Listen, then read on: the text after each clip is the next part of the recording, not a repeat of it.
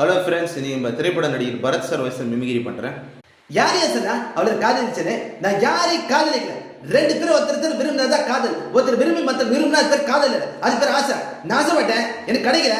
அவன் வேற ஒருத்தருமே ஆசைப்பட்டா போயிட்டா. என்ன பண்ண சொல்றீங்க? வழிதான் ஆசைப்பட்ட பொண்ணு கிடைக்கல, நான் வழிதான். பாருங்க, கண்ணு கலைஞருக்கு பாருங்க. அந்த பக்கம் திரும்பி கூட பார்க்க முடியும்.